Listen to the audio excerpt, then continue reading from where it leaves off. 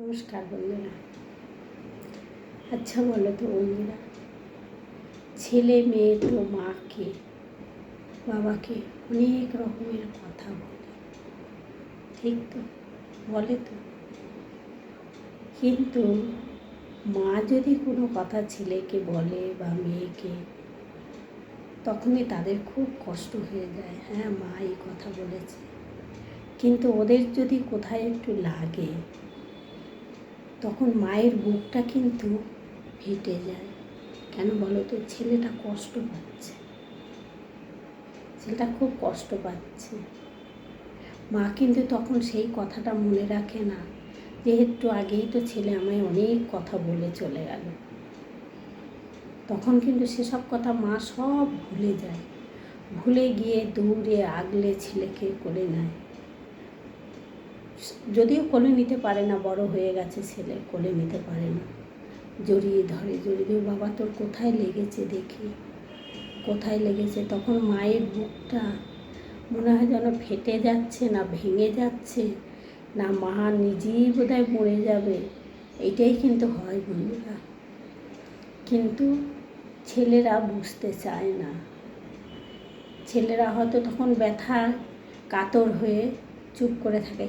একটু পরে যখন দেখে সুস্থ হয়ে গেল, তখনই সে সব ভুলে গেল। মা কী বলেছে, মা কী করেছে, সব ভুলে গেছে। সে কিন্তু আবার আগের পর্যায়ে চলে এলো। তথাপিও ছেলেদের কাছে মা বাবার কোনো মূল্যই থাকে না, কোনো মূল্য থাকে না মা বাবার। তাতে আমার বাকি তোমার বাকি কারো কাছেই কোনো মূল্য থাকে না। কেন আমি আমার নিজেকে দিয়েও তো আমি বুঝতে পারছি বন্ধুরা, সব কথা বলা যায় না ভিডিওর মধ্যে সব কথা বলা যায় না। অনেক কথা হজম করে থাকতে হয়। যেমন ভাত খেয়ে হজম করতে হয়, সেরকম কথাটাকে হজম করতে হয়। রাগের মাথায় মনে হয় আমিও বলে দেবো, এরকম করে বলছে আমি বলবো, কিন্তু একটু পরে না, ও বলে যাচ্ছে, কিন্তু তখন মনে হচ্ছে ও বলেছে আমি বলতে পারবো, আমি পারবো না, আমি তো মা, বুঝলে আমি পারবো না। ও পারবে, আমি মা পারবো না। মায়ের কষ্টটা যে সব থেকে বড় কষ্ট।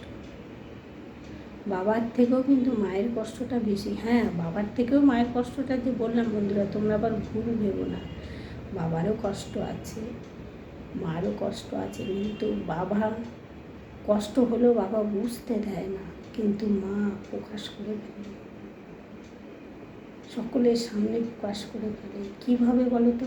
হাউ হাউ করে কেঁদে সে প্রকাশ করে ফেলে যে আমার ছেলের খুব কষ্ট। মা কেঁদে ফেলে, সেখান থেকে প্রকাশ হয়ে যায়। কিন্তু ছেলেরা কিন্তু বোঝে না বন্ধু, বোঝার চেষ্টাও করে না, আর বুঝতেও চায় না। ঠিক আছে বন্ধুরা, রাখছি। জানি না ভিডিওটা কার কেমন লেগেছে, আর আমি যদি ভুল কিছু বলে থাকি তোমরা ক্ষমা করে দিও। আমি রাখছি।